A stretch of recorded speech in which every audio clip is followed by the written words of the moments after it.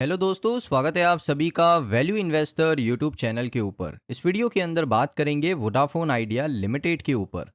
अब वीआई को लेकर क्या बड़ा अपडेट आ रहा है सुप्रीम कोर्ट की तरफ से, क्या बड़ा अपडेट आ रहा है इस वीडियो में जानेंगे।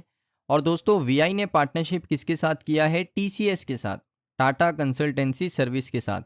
कैसी पार्टनरशिप है, सारी चीज़ें डिटेल में जानेंगे इस वीडियो के अंदर। वीडियो में बने रहिए और मैं आपको बताऊंगा वोडाफोन आइडिया का कुछ और भी अपडेट्स जो वीडियो के एंड में हम देखने वाले। तो इसीलिए कहता हूँ वीडियो को पूरा देखिए, क्योंकि आपको यहाँ पर अगर आप पूरा वीडियो नहीं देखोगे, बीच बीच के पार्ट्स देखोगे, तो सबसे पहले आपको लॉजिक नहीं समझ में आएगा वीडियो का। और उसके साथ साथ जो मैंने आखिर में जो इम्पोर्टेंट एनालिसिस रखा है वीआई का, वो भी आप मिस कर दोगे। तो इसीलिए वीडियो को पूरा देखना।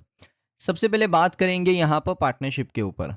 सो टीसीएस जो है, टाटा कंसल्टेंसी सर्विसेज, ये ट्रांसफॉर्म करेगा वीआई का बिजनेस सपोर्ट। ये देख सकते हो, बिजनेस सपोर्ट यहाँ पर ट्रांसफ़र करने वाला है और ट्रांसफॉर्म करने वाला है।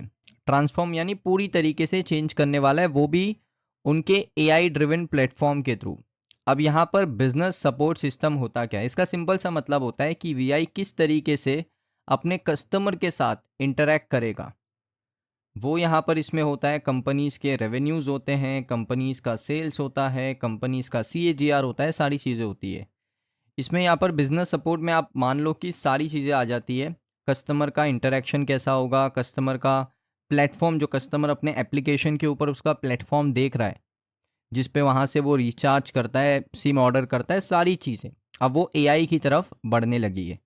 सो एआई टेक्नोलॉजीज ना अब बिजनेस सपोर्ट्स के अंदर भी आपको देखने को मिल रही है, और वोडाफोन आइडिया ने इसको एक्सेप्ट किया है और एक पार्टनरशिप कर ली है टीसीएस के साथ, जो उनको प्रोवाइड करेगा एआई प्लेटफॉर्म जो उन्होंने क्रिएट किया है।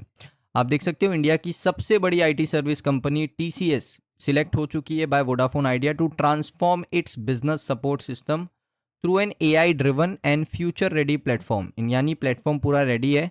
ये दोस्तों एक 5 सालों का एंगेजमेंट है, जो हेल्प करेगा दोस्तों टेलीकॉम सर्विस प्रोवाइडर को कि वो अपनी नई कैपेबिलिटीज़ कस्टमर के एक्सपीरियंस के अंदर और अपने प्लेटफॉर्म को डेवलप करने के अंदर दोस्तों एआई का यूज़ करे, जिसमें पर्सनलाइजेशन और एक्सिलरेट लॉन्च होगा, नए प्रोडक्ट्स होंगे, सर्विसेज प्रोवाइड करेगा टीसीएस। तो ये एक अच्छी बात है कि वो अपने कस्टमर को यहाँ पर एक अच्छा यूज़र बेस देना चाहते हैं विथ एआई, और बहुत सारी चीज़ों को सिंप्लीफाइड करना चाहते हैं। जो उनका ऐप भी है, वीआई का ऐप भी, एप्लीकेशन भी है, उनकी वेबसाइट भी है। सो वहाँ चीज़ें आपको चेंजेस देखने को मिलेगा। तो ये दोस्तों एक अच्छी खबर आ रही है वीआई को लेकर।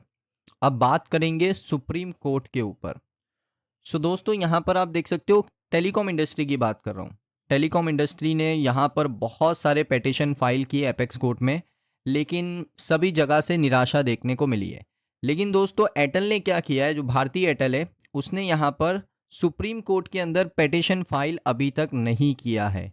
और रिपोर्ट्स का ये माना जा रहा है कि एयरटेल यहाँ पर नहीं करेगा सुप्रीम कोर्ट में कोई भी पेटिशन फाइल, क्योंकि जो एजीआर आया है 9,450 करोड़ रुपए का, उसमें दोस्तों यहाँ पर वीआई ने तो उसको चैलेंज किया है, वोडाफोन आइडिया ने, वो भी सुप्रीम कोर्ट के अंदर।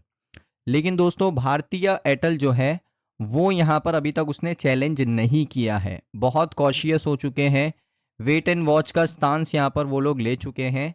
सो भारतीय एयरटेल थोड़ा अलग सोच रहा है, क्योंकि देखिए उनका सोचने का भी एक सही अंदाज़ा है। क्योंकि आपको मैं एक एक करके बताता हूँ। 2019 में सुप्रीम कोर्ट के अंदर एक क्या हुआ, सुप्रीम कोर्ट ने के अंदर एजीआर का डेफिनेशन बताया।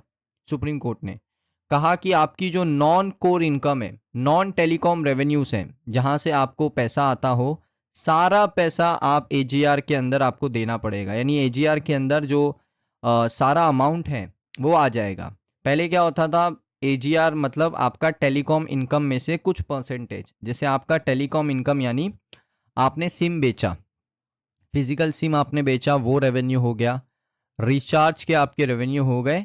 ये सारा रेवेन्यू जाता था एजीआर के अंदर, इसका कुछ परसेंटेज जाता था एजीआर के अंदर। लेकिन सुप्रीम कोर्ट ने 2019 में इसकी डेफिनेशन क्या बताई? सुप्रीम कोर्ट ने कहा कि नहीं, ये तो जाएगा ही, लेकिन उसके साथ साथ अगर आपने कहीं पर अपना पैसा निवेश किया है, तो उसके अंदर भी आपको परसेंटेज देना पड़ेगा, वहाँ से रिटर्न आएगा। अगर आपको कोई डिविडेंड मिल रहा है, तो वहाँ से भी आपको पैसा देना पड़ेगा। तो नॉन कोर इनकम भी इसमें कवर हो चुकी है। तो ये सबसे पहला जो ये लोग ने फाइल किया था, उसमें हार गए केस। उसके बाद एपेक्स कोर्ट ने फिक्स किया था 10 साल का पेमेंट विंडो, जिसमें जो आउटस्टैंडिंग ड्यूज है आप कह सकते हो टेलीकॉम कंपनीज के, उसको रीअसेसमेंट करके रीकैलकुलेट करके यहाँ पर फाइनेंशियल ईयर 2017 तक का जितना भी ड्यूज है उनको 10 सालों के अंदर रीपेमेंट करना है, एक विंडो बनाकर दे दी किसको, टेलीकॉम कंपनीज को। उसके बाद भारती एयरटेल, वोडाफोन आइडिया और ऐसे बहुत सारे प्लेयर्स ने सारी चीज़ों को चैलेंज किया, लेकिन हाथ क्या आया, निराशा आया। क्योंकि एक बार फिर उन्होंने एक चैलेंज किया था कि थोड़ा वेवियर दे दो, थोड़ा छूट दे दो इंटरेस्ट के अंदर, पेनल्टीज़ के अंदर हमें, लेकिन ऐसा कुछ हुआ नहीं। सुप्रीम कोर्ट ने कुछ इनके हक में फैसला नहीं दिया। उसके बाद जो पिटीशन फाइल करी, रिपीटेडली फाइल करी है सुप्रीम कोर्ट के अंदर, लेकिन उसको भी होल्ड किया गया। और आप कह सकते हो टेलीकॉम के हित में फैसला आया ही नहीं है। कभी भी इनको एक अच्छी खबर टेलीकॉम कंपनीज को देखने को मिली भी नहीं है। अभी भी वीआई ने जो फाइल किया है उस पर भी ये नहीं कह सकते कि हाँ इसमें वीआई जीत सकता है, बड़ा मुश्किल है। क्योंकि आप हिस्ट्री देख लो 2019 से, एक भी बार अगर आप देखोगे 2019 से तो जीता ही नहीं है। जब जब यहाँ पर पिटीशन फाइल किया है निराशा सामने देखने को मिली है, देख सकते हो 4 से 5 बार हुआ है। सो इस वजह से मुझे लगता है भारतीय एयरटेल पीछे हट चुका है, लेकिन यहाँ पर जो वीआई है वो यहाँ पर आगे बढ़ रहा है। अब इस वजह से देखिए फाइनेंशियल इम्पैक्ट बहुत बड़ा है कंपनीज के ऊपर। लीगल इन्वायरमेंट में फाइनेंशियल इम्पैक्ट काफ़ी बड़ा है, क्योंकि ऑपरेटर्स ने फाइनेंशियल बर्डन के ऊपर आ चुका है। टेक्नोलॉजी बहुत तेज़ी से आगे जा रही है। अभी हम 5G पे हैं, लेकिन अभी 6G 7G सब चीज़ों को इम्प्रूव करना है, तो उसके लिए भी पैसा चाहिए। तो बर्डन इतना है, तो टेक्नोलॉजी के ऊपर शिफ्ट करना बड़ा मुश्किल होता है टेलीकॉम कंपनीज के लिए। तो यहाँ पर AGR का जो प्रॉब्लम है ना, वो चलता रहने वाला है, ये मैं आपको कह रहा हूँ। अब आगे दोस्तों यहाँ पर आप देखोगे कंपनीज के जो रेवेन्यू है उसके ऊपर तो इफ़ेक्ट नहीं पड़ा है, लेकिन कंपनी का प्रॉफिट जो है उसके ऊपर इफ़ेक्ट पड़ चुका है।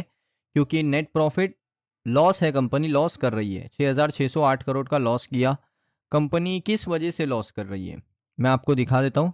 कंपनी इंटरेस्ट ही पे करती है, 5,893 करोड़ का AGR का इंटरेस्ट है, सारी चीज़ें हैं, इंटरेस्ट बहुत पे करती है। सो इस वजह से ही लॉस मेकिंग कंपनी बन चुकी है वीआई।